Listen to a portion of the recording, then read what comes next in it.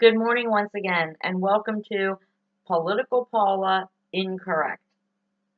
Yes, my husband chose the name, and I think it's really cool, and a lot of you really liked the first episode. So here we go. If you watched, which I hope you did, the 10 o'clock show, I left you with a little tease. And that is the woman who says that her sister actually texts, emails, sends her children's Christmas lists to her relatives, to all of her relatives, and then requests that once one of the gifts is purchased, they let her know so her kid doesn't get doubles. And they have to go, spend all that time after Christmas returning the doubles gifts, like a registry for a child's Christmas wish list. And really, like I said at 10 o'clock, there is no correct answer for this. This is just completely stupid and ignorant. And what a selfish bitch this woman is. And what kind of children is she raising? Because are you kidding me? Don't worry, little boy, little girl. You're only going to get exactly what you want for Christmas. Mommy's going to make sure. You're not going to get anything under that tree you didn't ask for. And you're not going to have to run with mommy to the store to return it the next day because mommy has other things to do. Hell no. You know what a gift is? It's supposed to actually be a surprise. The best gifts are really surprises. And again, this is a woman, the viewer said, who barely even acknowledges the viewer's child for the holidays, never asks what her child wants for Christmas, just sends some sloppy gift and hardly even has a thank you for the gifts that the viewer sends. And yet she actually wants to know what each and every one of you is buying her children for Christmas.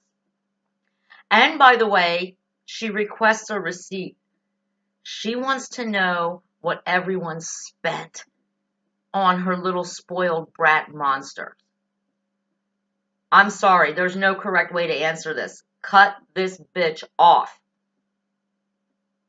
You send a gift if you feel obligated to do so. You send a gift within your financial means. You send what you want.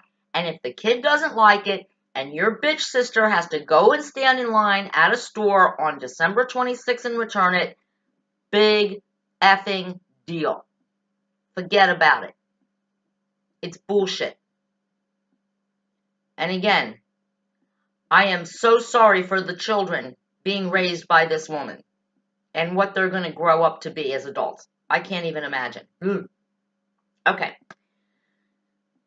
To the lovely couple, actually they are a lovely couple, where he says his wife spends so much money and so much time trying to make a nice Christmas for his brother and sister-in-law's children, their 4 children, because they don't have a lot of money, and she never gets anything in return.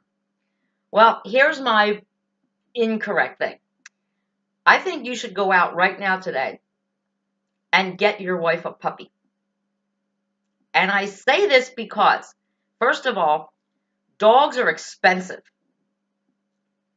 And dogs are grateful for everything you do for them. Your wife will be so enamored and so busy spending money on this dog, this puppy, that's with her 24/7.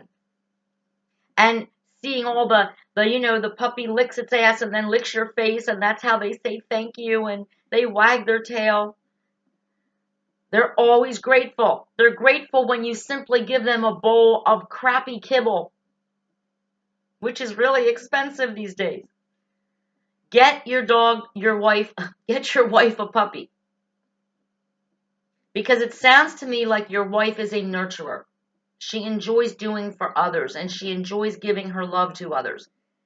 And if your brother and his sister and his wife's kids don't appreciate it, this dog will. And you'll also be doing a good service, because I highly recommend you rescue a dog from the shelter and bring it home to your wife.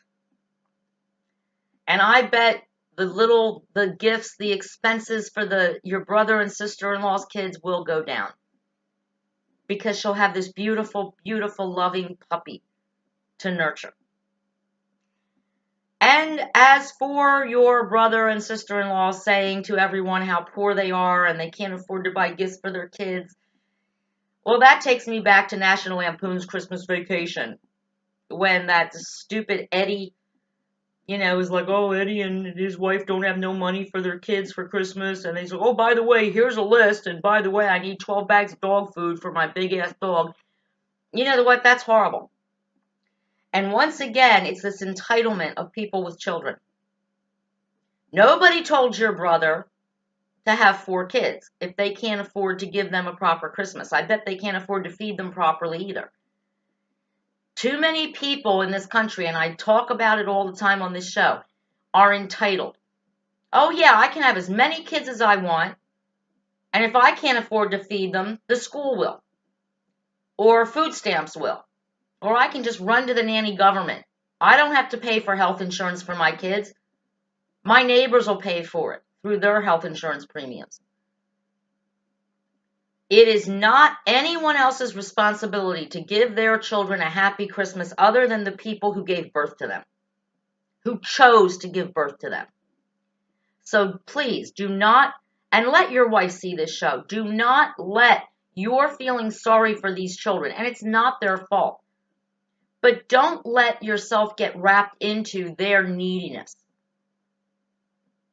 There is such a thing called birth control, and many people actually should be using it who don't. You don't owe anybody else's children a happy Christmas. It's not your fault that they had children they can't afford.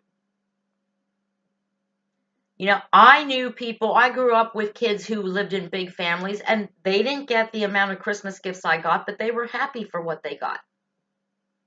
I grew up with knowing one of my friends, there were 7 kids in the family. They each got 1 gift. 1 gift. And they used to think, oh my God, I must be rich because I got 25 or 30 gifts. But I was the only child. And my mother had a wonderful job. And she could afford it. She didn't go into debt. And my mother is the one who provided me with my Christmas gifts. Not cousins, not aunts, not uncles. My mother. And that was her job. It is not you and your generous, lovely wife's job to provide Christmas for your brother and sister-in-law's children. It's their job. And it's time they stepped up and did it. Now, for the other lady living on Social Security who feels obligated to buy 10 Christmas gifts for great nieces and nephews, you're going to have to take a stand.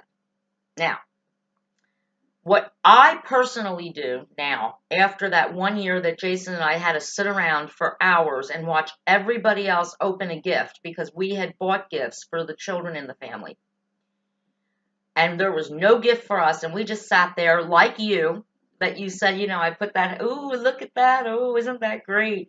And we're just sitting there, hands empty. I kept going out for cigarettes because I was bored out of my mind. Don't stay for the gift opening. Go for the meal.